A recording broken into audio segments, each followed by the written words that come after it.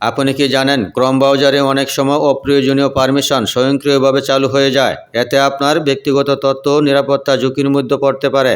আজকের এই ভিডিওতে দেখাবো কিভাবে ক্রোম ব্রাউজার থেকে অটোমেটিক্যালি পারমিশন রিমুভ করে আপনার প্রাইভেসি আরও সুরক্ষিত রাখবেন। তাহলে চলুন মূল ভিডিওতে। মোবাইলে হোম স্ক্রিনে আসার পর ক্রোম ব্রাউজারে ক্লিক করুন। অ্যাপটি ঠিক এভাবে ওপেন হবে। উপরের দিকে খেয়াল করুন 3 ডট, সেই অপশনে ক্লিক করুন। ঠিক এরকমভাবে একটি পপ আপ আসবে। এখান থেকে নিচের দিকে খেয়াল করুন সেটিংসে ক্লিক করুন। আবারও নিচের দিকে স্ক্রল করুন। এইখানে পাবেন সাইট সেটিংস, এই অপশনে ক্লিক করুন। আবারও নিচের দিকে স্ক্রল করুন।